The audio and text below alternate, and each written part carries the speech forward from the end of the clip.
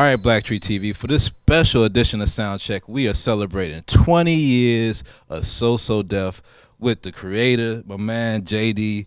How you doing, brother? I'm good. Congratulations, man. Thank you, thank you. Seemed like I seen you that whole time.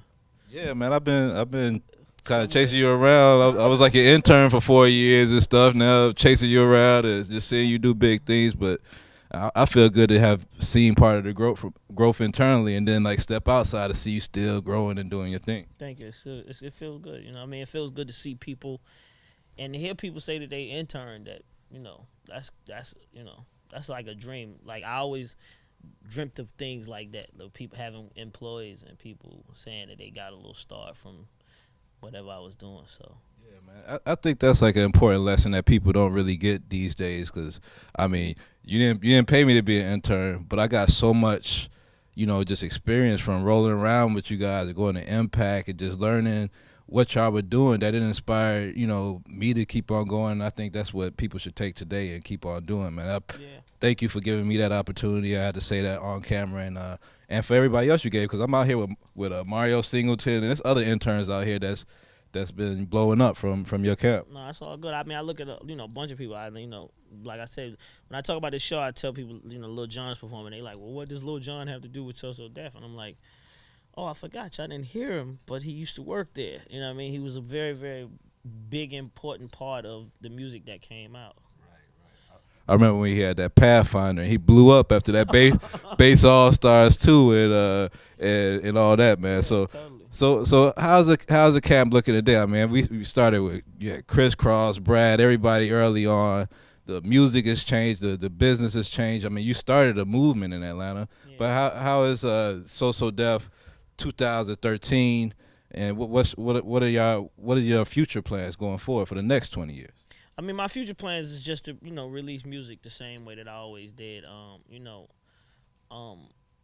It's interesting because when you have a legacy, one thing you don't know when you first start, and what you learn when you get a legacy is that when you get this many artists, people don't.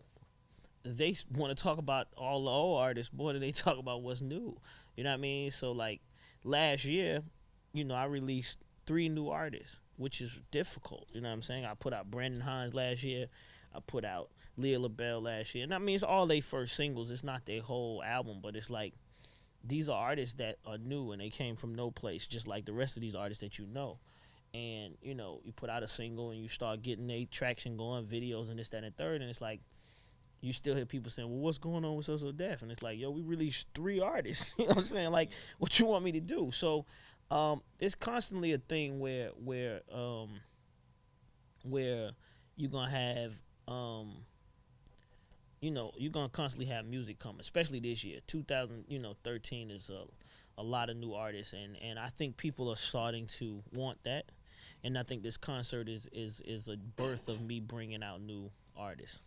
I always hear people talk about all these artists that are big today, and they talk about Alicia Keys and how Clive Davis discovered her. But I remember when I was an intern, you had Alicia Keys on So Def Christmas Yeah. before they was even talking about Clive Davis. Yeah. Well, I mean, do you feel like you get slept on for some of the stuff, and does that bother you at any time? Nah, because I mean, I was telling somebody this before you came that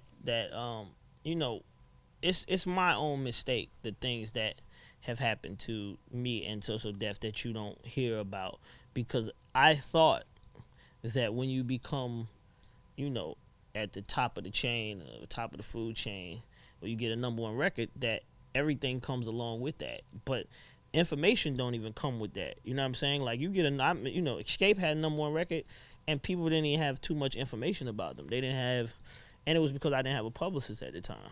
My own personal publicist. I was, relying on Sony's publicist, and at the time Sony had, who they had at that label. They had a bunch of other artists at at the label. Plus, I think Def Jam was there when I, at the beginning, when Escape came out, and it was like, you don't even realize that you think just because you got a #1 record that people supposed to stop all the rest of the work that they doing and pay attention to what you're doing. So when you say that about Alicia, like even that whole album period, the 12 Soulful Nights of Christmas was a very, very, I want to say historic and groundbreaking Christmas record of me doing something with new artists as well as the other established artists. And at that time, I didn't have a publicist. So, you know, when you see me doing all the press about this concert, a lot of people ask me, why you out in LA doing press for something that's going to happen in Atlanta? And the reason has a lot to do with that type of stuff. A lot of things that I did in the early days of So Def, people didn't even get a chance to even know about. You know what I mean? If I would have came to LA and did some press about 12 Soulful Nights of Christmas, then people would have heard about Alicia Keys before Clive Davis, and then people would have said, oh, I remember when JD introduced her, as opposed to, you know, him. But, I mean, you know, that's just things you learn. And, I mean, I didn't want, plus I don't run around here trying to grab, you know, accolades either. Like, I don't care if people know or not that Alicia, you know, I didn't care, you know what I mean? So you bring it up now, I might care right now, but I don't care.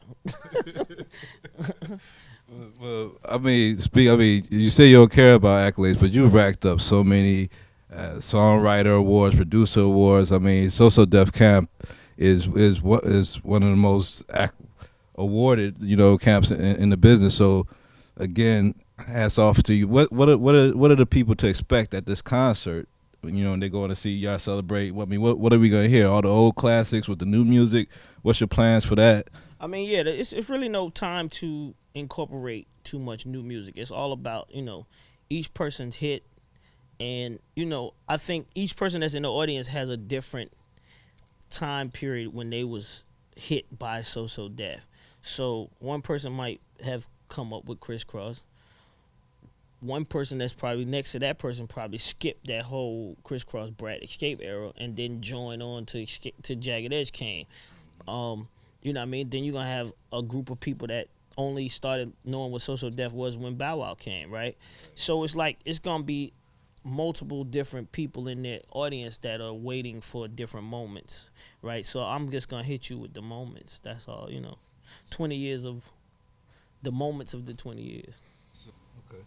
Well, man, so glad to have just been a fan of So Def for 20 years, and I have been, you know, blessed enough to have the opportunity to work alongside inside the So Def offices for some years, and I'm excited about what's coming up next, because I think, you know, a lot of times it's hard to see greatness when it's live, you know, in front of you. You know what I'm saying? When you hang up your hat and your mic and your producer headphones, people gonna be, oh man, Jermaine Dupri got a million hits, man. But you know, a lot of times people don't recognize. So I'm glad like we got to share you with our audience, and maybe they'll go do some homework and find out all that's on your dossier, because I mean, you've been doing it, bro. I think they know. Like I said, I think the design of how I put my music out and the way I put things out is the almost way that, you know, like somebody asked me, was I gonna do a behind the music for this thing, right? And I'm like, I don't. Behind the music, to me, is for artists that had a career,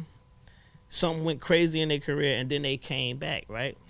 I ain't did that. Like, I just keep finding and making and doing whatever I'm doing, and then it's like my behind the music would be just about music, and I think they'll be like, this ain't cool.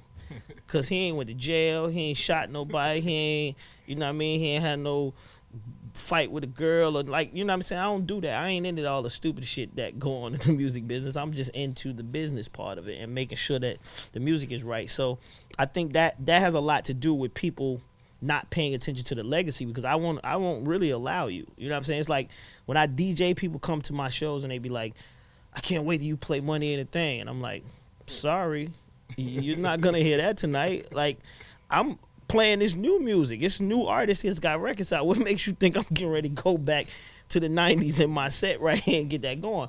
And it became so much that I had to start doing it. But for the most part, I used to be like, nah, I'm not playing none of this. But then I see the response and the people, you know, so I give people what they want. But for the most part, I don't actually, you know, harp on what we've done. You know what I'm saying? I don't harp on it. I don't go around telling people that Justin Bieber's manager Scooter came from So Def.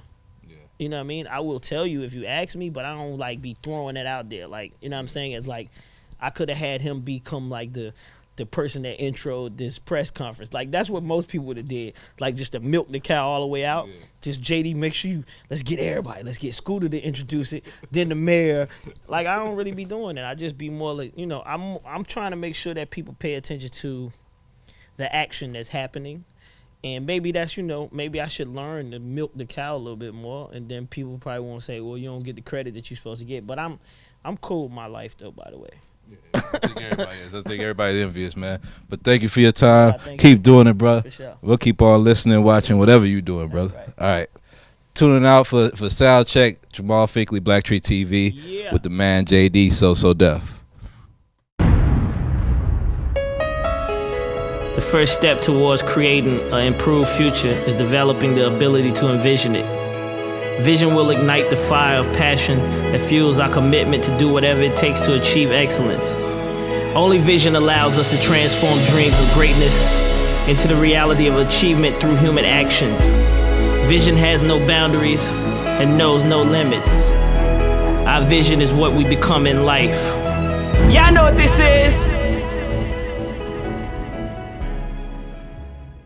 For more exclusive coverage of our latest news and entertainment, be sure to subscribe to our BLACKTREE TV channel, and don't forget to click on either arrow on either side to watch one of our most commented videos. What are your friends and family, how have they reacted to you becoming, this star? Have you seen your friends treat you differently, or your family treat you any differently? I haven't seen them since the nomination, but before then they would just be like, "Oh, you came back, huh? You came back. You left me, huh? Didn't bring me." So it's just it's like that, but I'm not